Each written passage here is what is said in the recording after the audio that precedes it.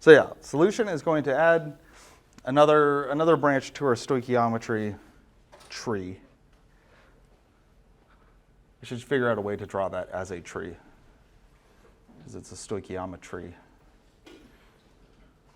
Anyways, so solutions really builds off of the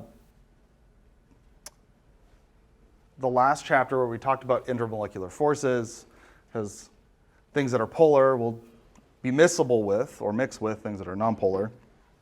But in addition to just mixing liquids, we're going to talk a lot about dissolving solids into liquids, and the terms like molarity that we use to describe those solutions.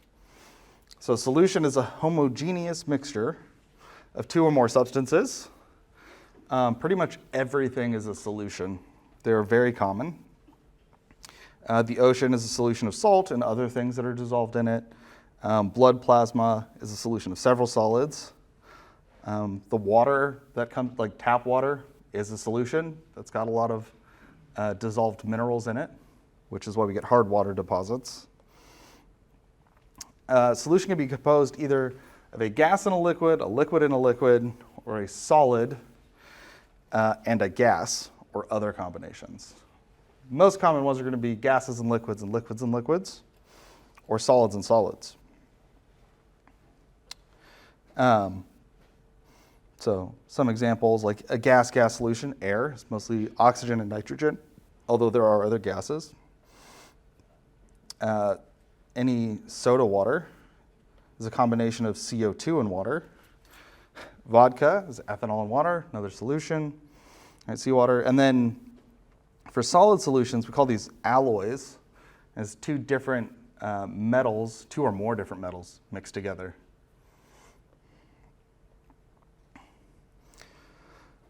So in terms of terms, a solution has two components.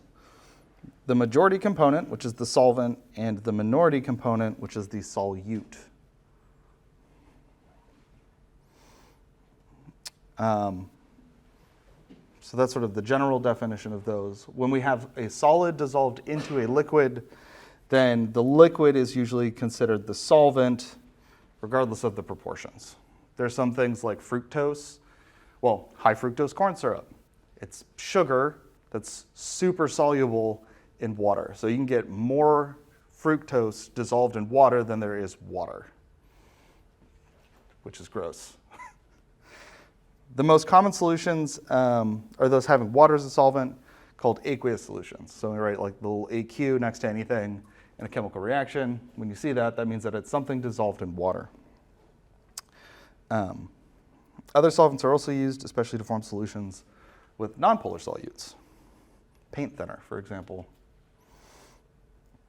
So the idea that like dissolve likes applies here to solutions just like it did in the last chapter, where if we have polar solvents, they will dissolve with or mix with other polar solvents.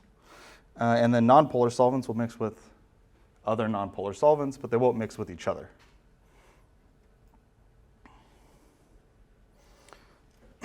So whenever you're trying to get something to dissolve in water, there's a competition between the intermolecular forces. And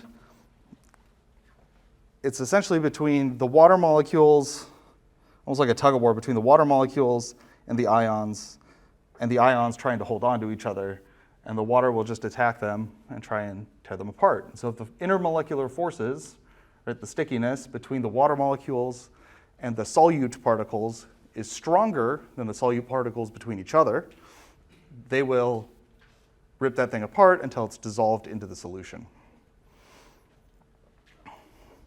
If the intermolecular force is stronger between the solute particles, then it doesn't dissolve.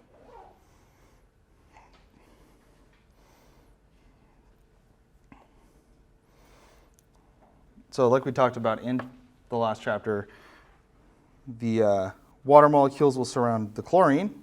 Remember, water is polar, so it has a dipole. So the positive end of all of these water molecules will be pointed towards the chlorine, and the negative end of the water molecules will be surrounding the sodium. So those opposite charges match up there.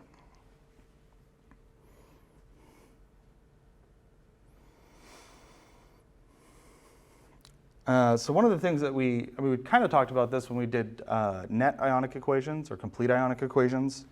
Whenever a electrolyte, like sodium chloride, dissolves in water, it's actually broken apart into the ions that make it up. So sodium chloride exists as sodium ions and chloride ions dispersed into the water because they've been ripped apart and then surrounded. And then they completely disperse into the solution. And this is what we're going to focus on in this class, not like how strong those intermolecular forces are, but like how do we describe how much of something is dissolved in something else. So one way we can do that is to talk about, to talk about how much can be dissolved, talk about solubility. And so the solubility is defined as the amount of a compound, usually in grams, that dissolves in a certain amount of liquid. So for sodium chloride, that's going to be at 25 degrees C, will be 35 grams per 100 grams of water. So if you have 100 grams of water, you can get 36 grams of sodium chloride to dissolve. And then we call that solution, if we have 36 grams and 100 grams of water, then that's called a saturated solution.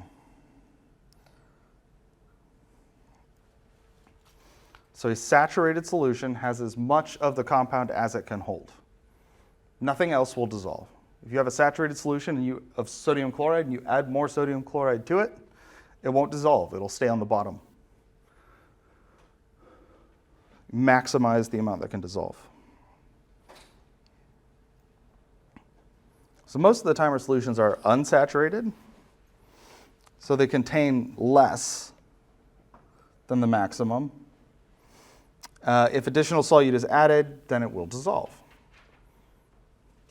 So you know if a solution is saturated when you add more solute, more of the thing that you're trying to dissolve to the solution, and it doesn't dissolve. It's the easiest way to tell. In special circumstances, you can get supersaturated solutions. So a supersaturated solution holds more than the normal maximum amount of solute. So like this is how you make rock candy.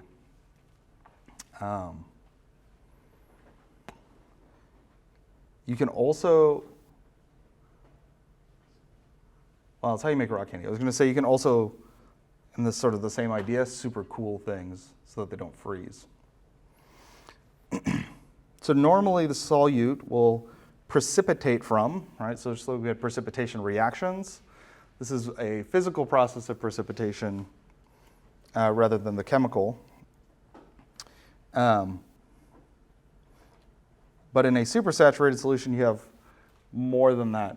And we can manipulate temperature to make things more or less soluble. The supersaturated solutions are unstable. So sodium acetate, and Andy actually has a great demonstration of this. But all right. There you go.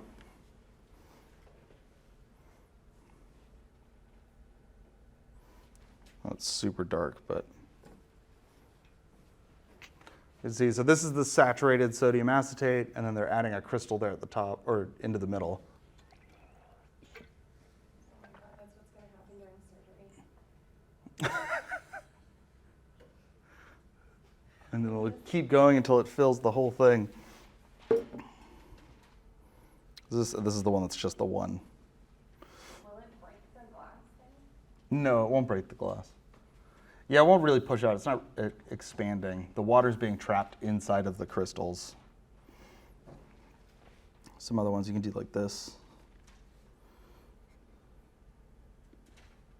So here they've got the sodium acetate in a beaker. And then just the shock of pouring it out causes it to solidify. Well, Andy does have some saturated solutions of sodium acetate prepared, so I will ask her to bring those out for a demonstration. This actually generates a lot of heat when it does this.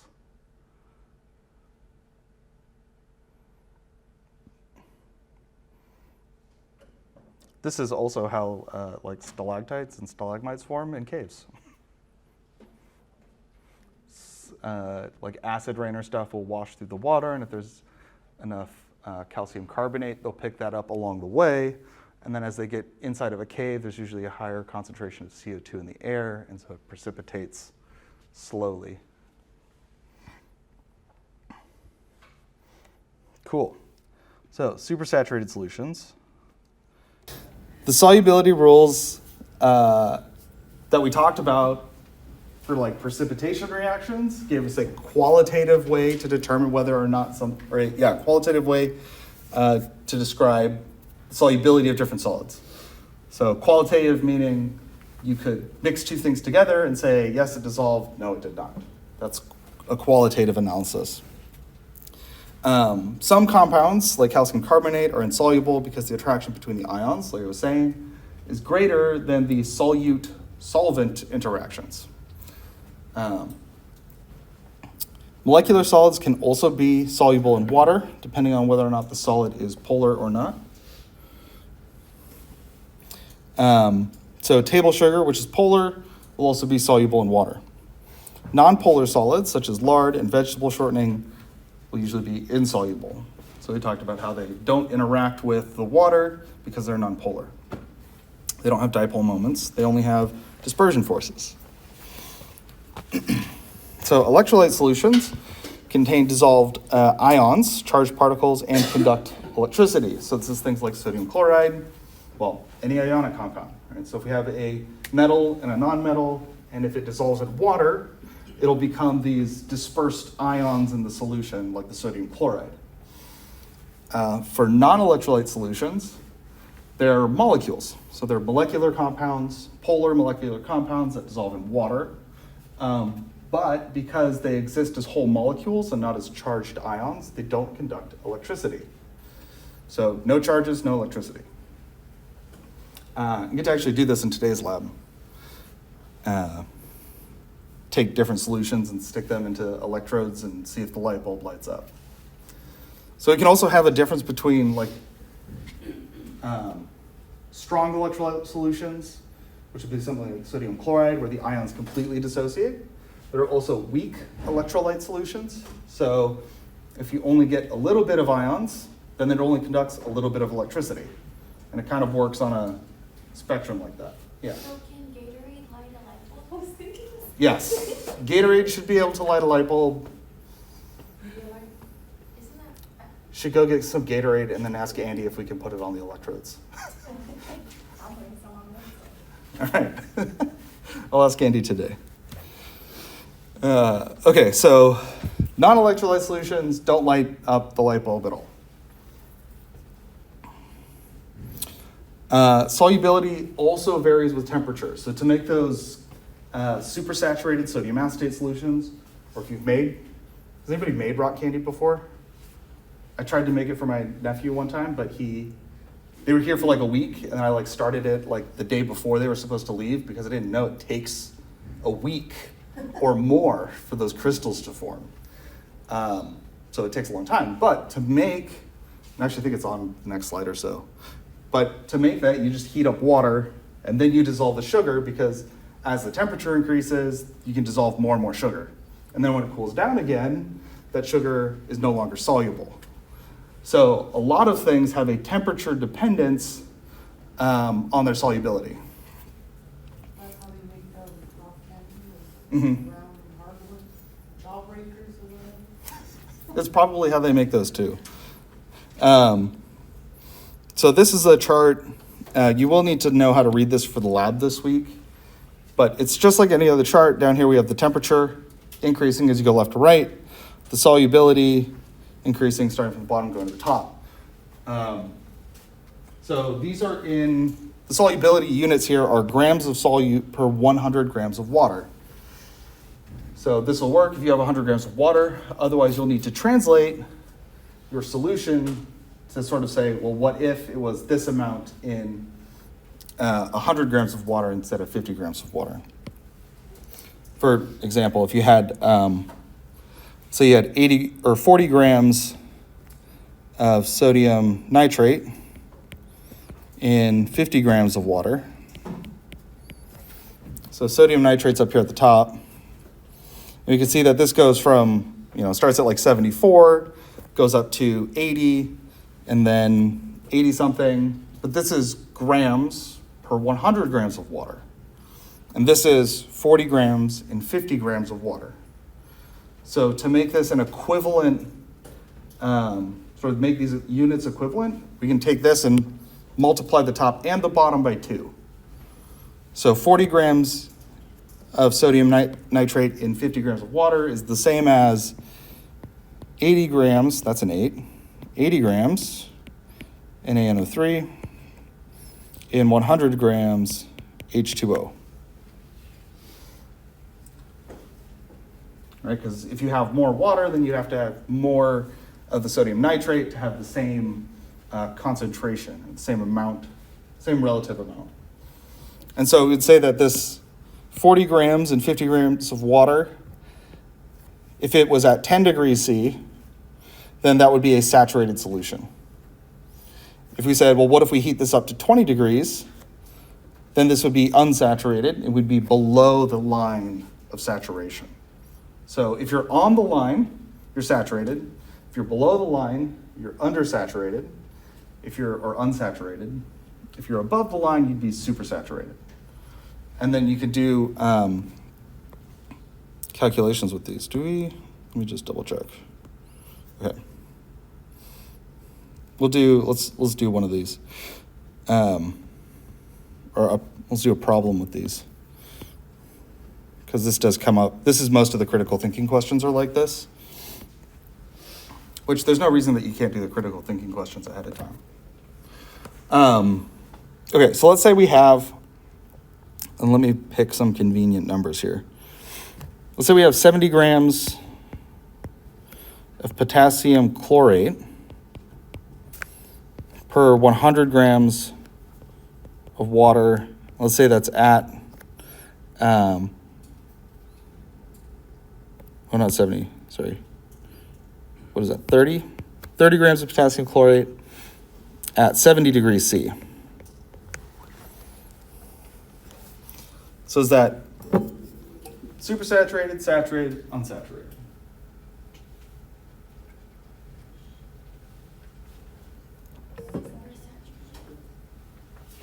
Several things. Supersaturated. Go for supersaturated. Make sure I pick the right compound. Or saturated, just saturated. A few of those. Anybody for? Which one's the one that goes across top? Saturated? If it's on the line, so the line that we're looking at here is this one. All right. 30 at 70. So does anybody think it's unsaturated? Nobody says unsaturated. So here we would be saturated. Because it's right on the line. So it'd be right here. That's 70 degrees C, 30 grams of potassium chlorate. So then if we change the temperature, we'll change how much can actually be dissolved in the solution. So let's say now that we change the temperature and we cool it. So let's cool it down to 30 degrees C. So at 30 degrees C, how much will precipitate? And remember, we're going to assume that it's not going to become supersaturated. We're going to assume that anything extra will precipitate. So what's the solubility at 30 degrees C? Yeah, about 10. That's about 10 grams of KClO3 per 100 grams of H2O. So what that means, though, is that 10 grams can stay in the water. The other 20 grams that we had has to precipitate. So how much precipitates?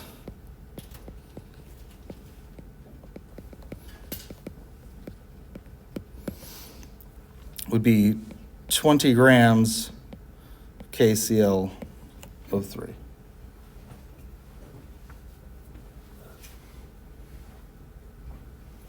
So if you're ever changing positions, so we went from up at 30, and we went down to 10. So that's a difference here of 20 grams. That 20 grams has to precipitate. And then we could take this same solution and heat it back up again, and all of it should dissolve back into the solution. But a lot of the questions on the critical thinking for the lab do this kind of thing where it's like, okay, you start here, and then you change the temperature, how much precipitates, and that's always going to be the difference. Trying to think what other kinds of questions they have on there. All right, so there is a chart in there with the lab, so make sure you're using that. All right. So recrystallization is a common way to purify a solid, actually. As you crystallize something, it's forming crystals. So those ions that are coming out of the solution and precipitating will exclude anything that's not part of that crystal. So if it's sugar, for example, making rock candy, the sugar molecules will leave out or try to leave out water molecules when they form the crystals, so that you end up with pretty much pure sugar. Or if you're doing this with salt, then it'll form salt crystals, and sometimes water will get trapped as it crystallizes, especially if you cool it too quickly. But in general, you end up with a more pure compound in the crystals that form from recrystallization.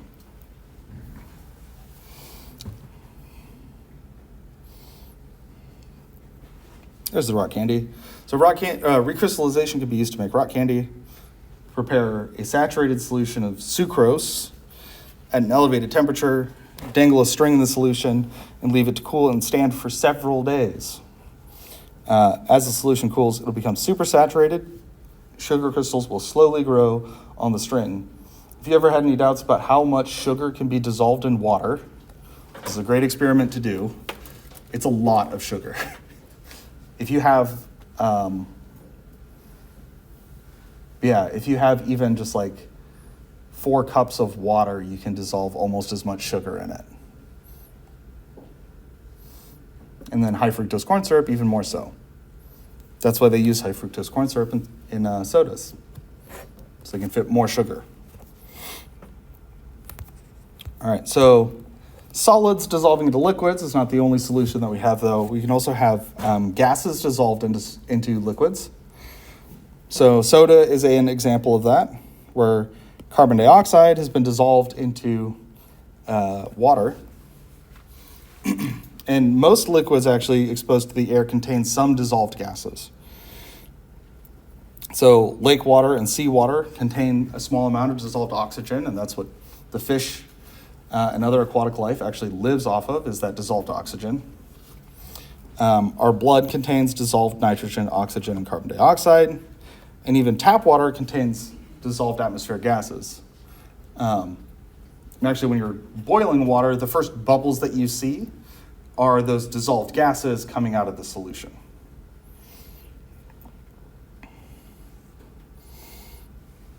So just like solids dissolving into liquids, and those depend on temperature, gases dissolved into liquids also depend on the temperature, like how much gas you can dissolve.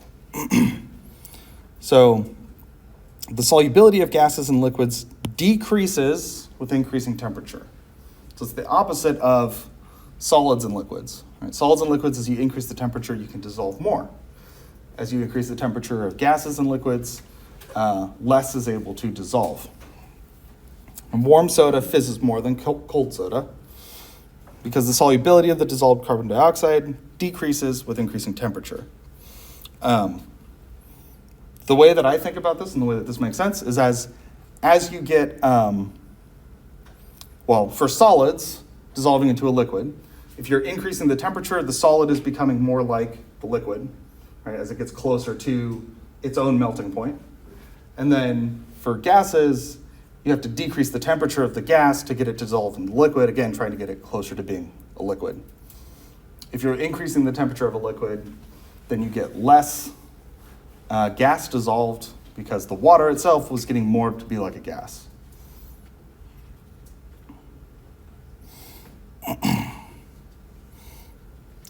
See, so heat ordinary tap water on the stove. Before you get to the boiling point, you'll see those small bubbles that I mentioned already. Those are actually dissolved gases, not the water boiling. So as the temperature rises, you're decreasing the solubility of the dissolved air, and it comes out of the solution.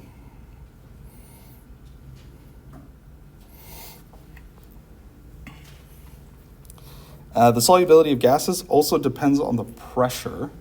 So Henry's law is the higher the pressure above a gas, the more soluble the gas is in the liquid. So this is why, well, there's a lot of reasons that soda cans are pressurized. One of them is to keep the gases, the carbon dioxide, in the water, and to put more in there than actually wants to be in there at like pressures in the room. The other reason is it makes the cans a lot stronger, so they can stack them on top of each other, which is why even non-carbonated drinks will have nitrogen added to have the high pressure inside the can. So the idea here, again, kind of comes back to, for Henry's law, comes back to kinetic molecular theory, where if we increase the number of gas particles above the gas, more of them are likely to get trapped in the liquid because there's more of them hitting the surface of the liquid.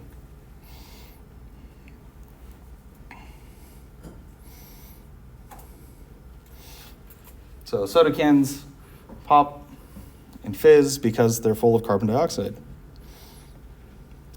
So when you open the can, you release the pressure, decreases the solubility of the carbon dioxide, and it all starts to come out.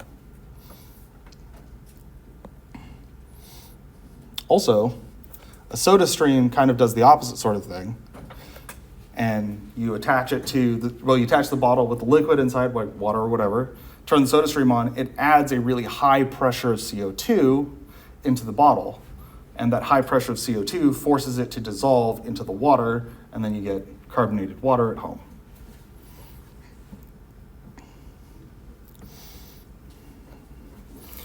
All right, so we talked about solubility as the number of grams that can be dissolved per 100 grams of water. Mass percent is another way we could describe not solubility, but concentration. So how much is dissolved in the solution, whether it's at its saturation point or not.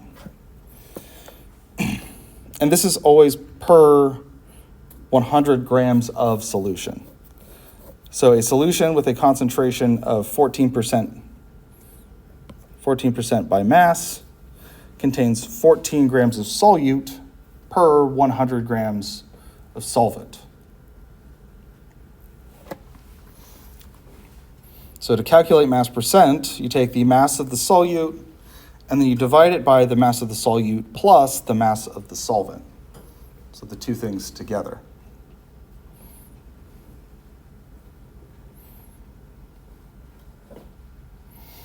So the whole denominator here is the mass of the solution. And the solution is the solvent plus the solute.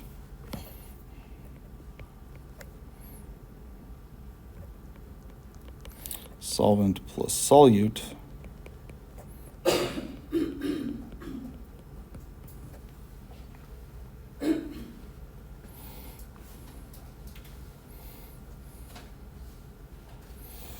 So you can calculate the mass percent of a sucrose solution containing 11.3 grams of sucrose and 412.1 milliliters of water.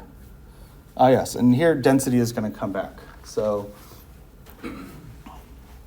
the density of water, here we're told to assume is 1, and it is usually about 1. Sometimes a little higher, sometimes a little lower. So if mass percent is equal to the mass of the solute over the mass of the solute plus the mass of the solvent,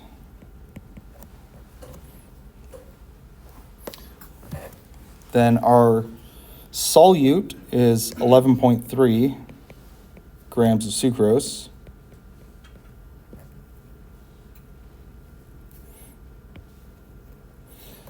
And so we can put that on the bottom as well, 11.3 grams of sucrose.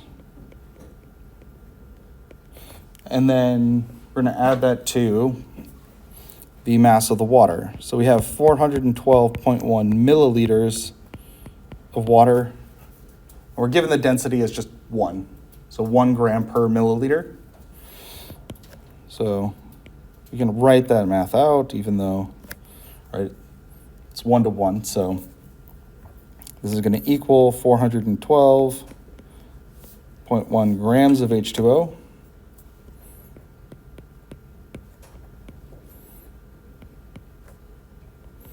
And we'll multiply that whole thing by 100.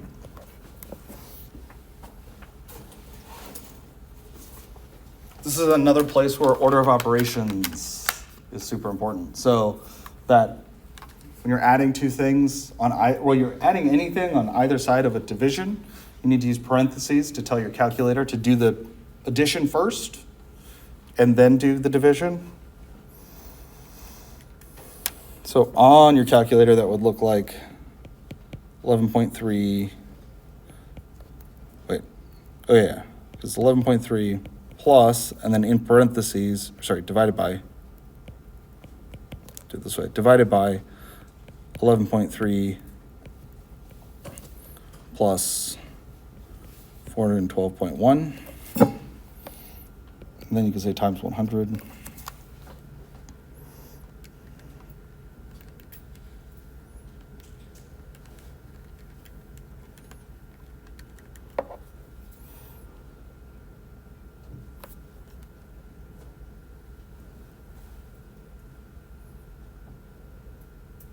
Oh, yeah, that makes sense. So then that's going to be 2.67% sucrose by mass.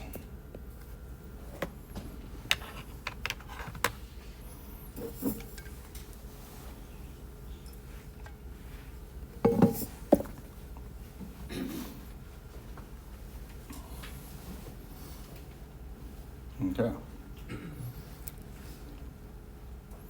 So, yeah, unit analysis. Back again. We're never left. So mass percent is a really common one to use because it's really easy to get the mass of things. You put it on a scale, you figure out what the mass is. A lot of industries work in mass percents.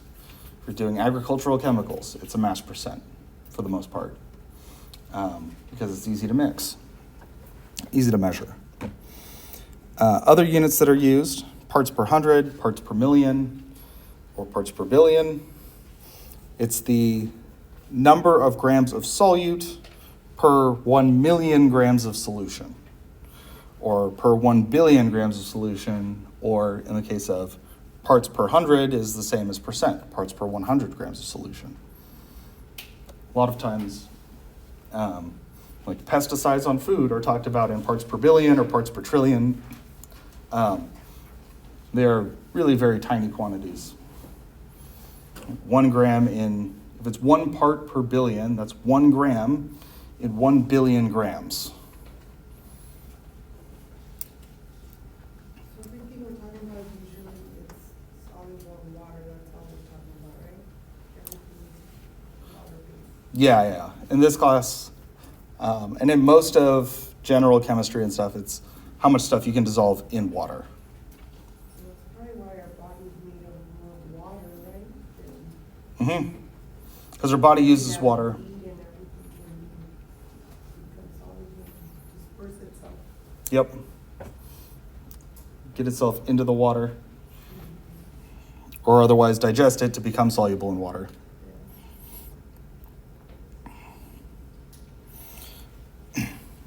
So using a mass percent in a calculation, you can use it as a conversion factor. And unit analysis, once again, helps out a lot because mass percent, if you know that it's grams of solute per 100 grams of solution, you can take that and use unit analysis to solve problems rather than memorizing whether you need to multiply or divide by mass percent. So we can use the mass percent to convert. Oh, and the key thing is to write it as a fraction. So you can take that if it's, well, for example, in the last problem, right, we calculated it was 2.67% sucrose by mass. If we wanted to use that in a calculation, we could just rewrite that as 2.67 grams of sucrose per 100 grams of solution.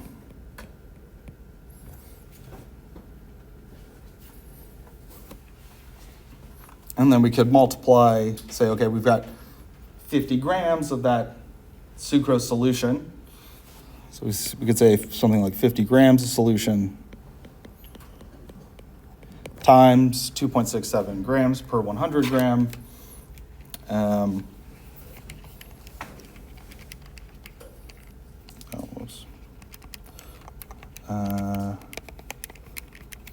that'll give you 1.34 grams of sucrose. So that tells you the amount of sucrose that's actually dissolved into the 50 grams of that solution.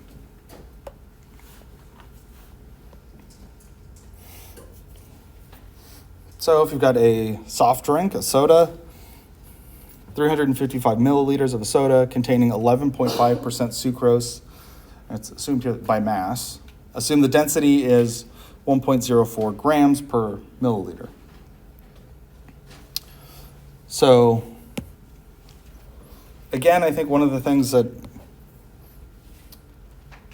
I see as a difficulty in problems like this is determining which numbers to start with. Like which one is the thing that we have and what is the conversion factor. And I've been trying to figure out how I put that into words logically instead of saying, you just know. Because I know you guys don't just know, and I've trained my brain over years of doing this kind of thing to know where to start. One of the questions you can ask, though, is what is the amount of the thing that I have? So 11.5% sucrose, that's going to be the conversion factor because it's 11.5 grams of sucrose per 100 grams of solution. And that could be for anything. That's not specific to our question here. That's a general, this type of soda has this much sugar.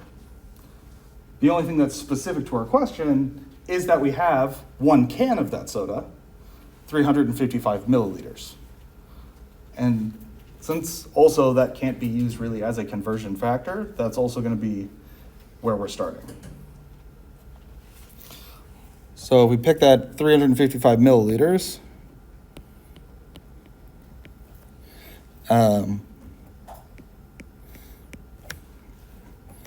of the soda, we need to convert this and eventually get to the amount of how much sucrose in grams. So we're going to eventually get to grams of sucrose. So what's the first move here? Convert to grams. Because the other number that we're given is the density of the soda, the soft drink. So it's 1.04 grams per milliliter. And since we have milliliters of soda, 1 milliliter will go on the bottom, and the 1.04 grams goes on top. So once we get this into grams, we can use our 11.5% sucrose. Remember, to convert this into, to convert it into a conversion factor, just rewrite it as 11.5 grams of sucrose per 100 grams of solution. And in this case, the solution being the soda. All right, so solution is the generic. Specifically here, we're talking about the soda. We wouldn't do it like you did on the slide before that, where you put the 11.5 grams of grams times 1.04 grams over 1 ml. See how you did it there? Well, this was from a 2.67%. Yeah. So I did But 2. this is 11.5%, that's what I'm saying. So I changed this number on top. Oh, you mean like this one? Yeah. So this one was to calculate the mass percent.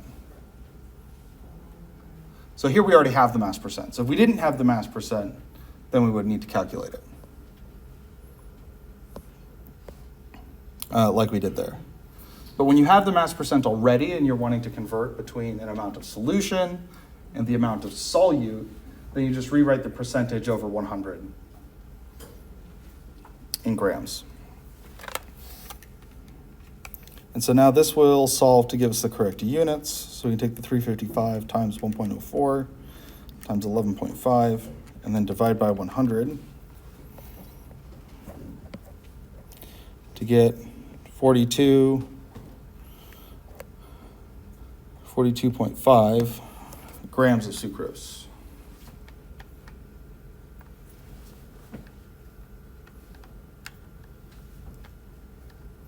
Unit analysis. Once again. Again, I think the trickier part is figuring out what units you start with and what units you're trying to get to.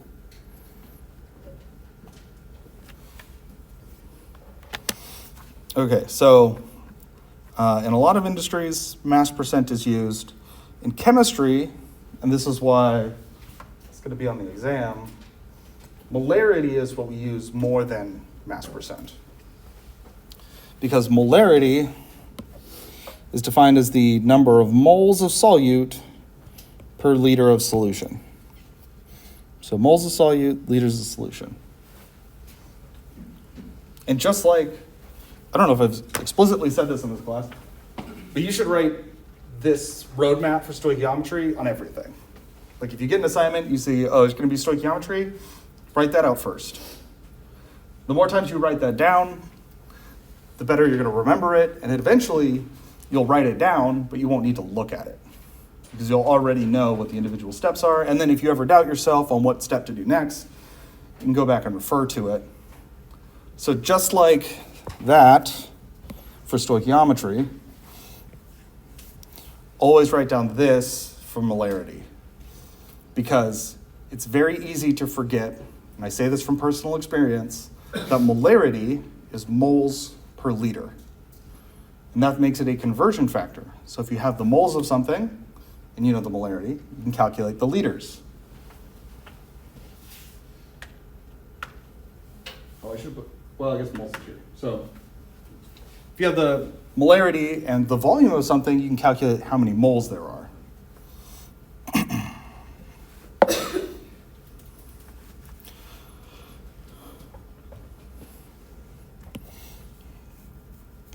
And this is moles of solute per liters of solution again. There's one other unit that we'll talk about that'll use liters of solvent, but so far everything is per some amount of the entire solution. So to make a solution of specified molarity, you usually put the solute into a flask and then you add water until you get to the desired volume for that solution. But you need to figure out how much of the solute to add to get the right number of moles. So for example, here if you wanted to make a 1 molar, so we talk about molarity, and we'd say that a solution is 1 molar. 1 molar means that it has a molarity of 1 mole per liter. So this is a volumetric flask. It's made to measure out a specific volume of solution, in this case 1 liter. So you'd add your solid, you would add some water until it's dissolved, all of your solute, and then you would fill it up until you get to the line. So all of those reagent bottles that were in the back, or it said like 1M or 6M, that M is the molarity. So that's how many moles per liter of that chemical there is. It's the concentration.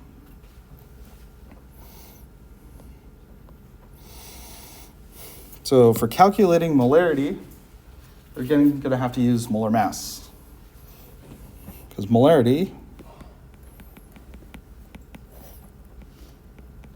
what is molarity? Moles per liter, yes. Moles of solute per liter is a solution. Okay, so if we want to calculate the molarity of a solution made by putting 55.8 grams of sodium nitrate into a beaker and diluting to 2.5 liters, we've been given the liters, L. We just need to calculate the number of moles. And calculate moles just like we do in stoichiometry. So we need sodium, nitrogen, oxygen. Sodium's 22.9. I'm going to use 22.99. Nitrogen is 14.01. These are in grams per mole. Oxygen is 16.00. And then we have one of those, and 3 of these. I'm just going to do this. Right, multiply those and then add the results together. 22.99 plus 14.01 plus 16 times 3. So it's going to be 85.00 grams per mole. NaNO3.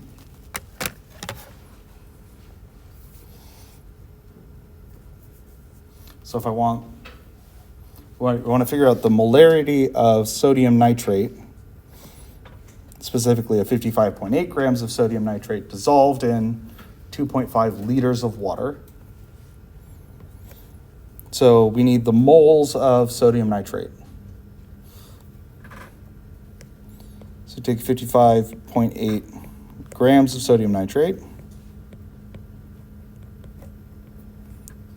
and 1 mole of sodium nitrate is equal to 85.00 grams of sodium nitrate.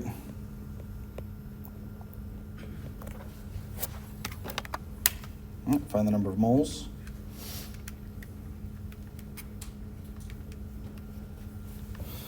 So it's going to be 0.65647 moles of NaNO3.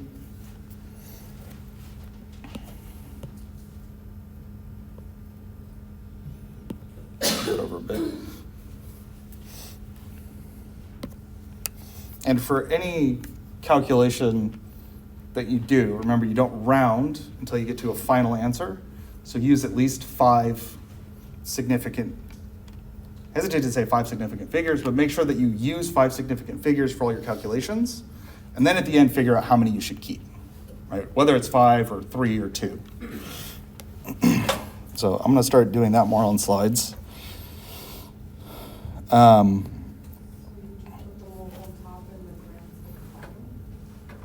Moles on top and the liters on the bottom. Yeah. So this is 0.6565647 moles, and we just divide that by 2.50 liters. And that's going to be 0.26.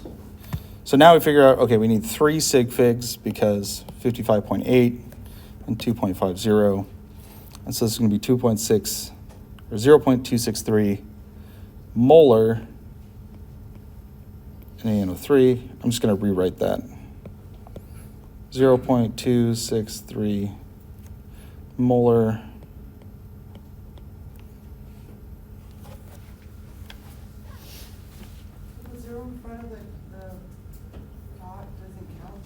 does not count as a sig fig, no.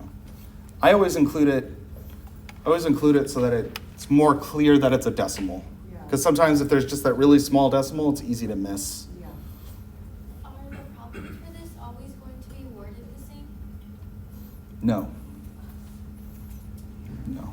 In general, there's always more than one way to word a problem. It's being able to identify that you're solving for the same thing, because if you're given a grams and you're given a volume and you're asked to find molarity, it doesn't matter how it's worded, it is the same process. It's like for stoichiometry, there's a lot of ways to word stoichiometry problems, right? No, like I'm saying, what if they don't give us grams of the sodium nitrate? Then they'd have to give you moles of sodium nitrate. Oh, and then just convert it to grams and then do the same as this. Well, if you have it in moles, then you don't need to convert it. Because here we had to change the grams of sodium nitrate Oh, to moles. So if you already have moles of sodium nitrate, then you don't need to convert it to grams. You just need to get moles in liters and then divide. Kind of like the experiment we did last week where you found the molar mass of the gas. You found the mass of the gas, and then you found the number of moles by doing the PV equals nRT, and then molar mass is just grams per mole. So if you know how many grams you have and you know how many moles you have, then you can just take grams divided by moles. Here's the same thing, find moles, find liters, divide. That's why I say always write out this molarity equals moles per liter, because that's what it is. Okay. So you can use molarity as a conversion factor, right, to find moles of a solute and liters of solute or solution. So determine how many grams of sucrose would be contained in 1.95 liters of 0.781 molar sucrose solution.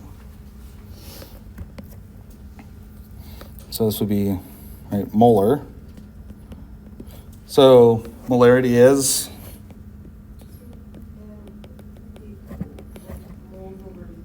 moles over liters. So then like this one, we already have the moles, we already have the liters, so we just have to get the grams from the CHO, which is the coding scheme, right? Almost, yeah. We do need to find, so we know the molarity of the sucrose solution, and we have the liters. So here's where, right, this 1.95 is, that's how much we have of the solution. And then we know the concentration, so how many moles per liter of the sucrose there is. So we're going to start with the 1.95. Well, the M and molarity, not moles, huh? Yeah, capital M. That's what I got confused. Yeah. That's why moles is abbreviated as MOL. Yeah. So 1.95 liters of the solution. And then our molarity is 0.781 moles per 1 liter. And when you write it out that way, it makes more sense that you can use it as a conversion factor. So now we multiply those. And you're right, though, we will need to find the molar mass of sucrose. 1.95 times 0.781. So this is going to give us 1.52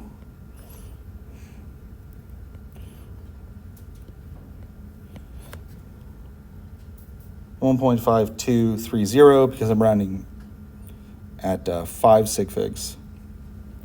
Moles of sucrose. And then I'm going to save us a little bit of time here.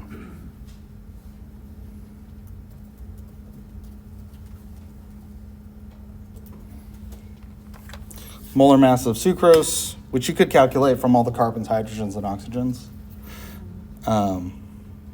is going to be 342.3 grams per 1 mole. So if we multiply the 1.5230 times 342.3,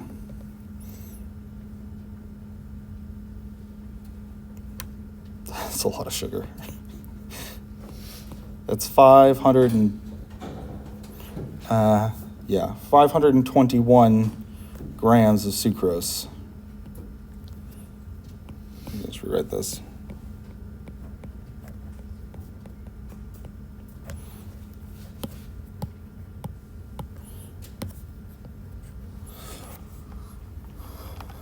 which is kind of a lot of water too.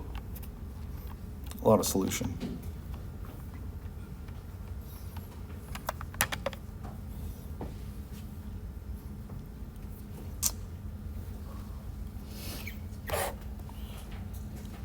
Kind of don't have time for one. We could do, yeah, we can do one more. All right, so far, just to sort of recap very briefly, right? So for our first problem, we calculated molarity. The second problem, we calculated moles and then grams. For the third problem, we're going to calculate how many liters of a solution we would need to have 55.8 grams of potassium chloride. So remember, molarity equals moles per liter. So this 0.225 tells us how many moles there are in 1 liter of the solution. And we could figure out the mass of the potassium chloride in 1 liter. But if we wanted to get 55.8 grams instead of whatever's in 1 liter, we'd have to figure out how many liters exactly that is of this solution. So what number should I start with here?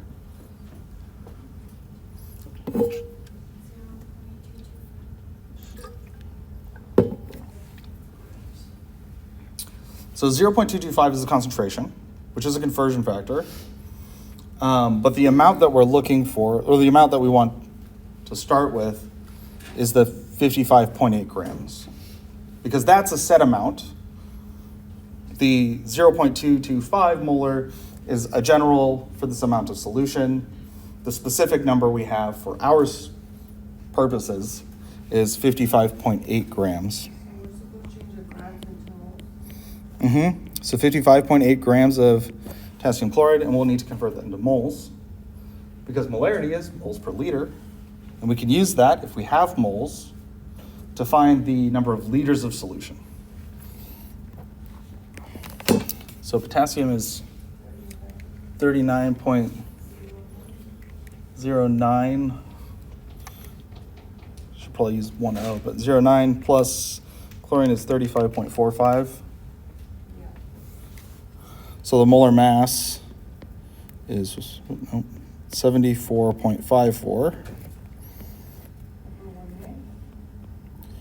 1 mole. 1 mole over 74.54, yeah. That's KCl. So that gives us the moles, and then we can use our molarity. And sometimes it helps to also rewrite this 0.225 moles per 1 liter. Help identify how you need to insert it into your equation. So since we want to find the number of liters, we have to put the liters on top. So 1 liter goes on top, and the 0.225 moles goes on the bottom. So 55.8 divided by 74.54 divided by 0.225 is 3.33 liters of solution.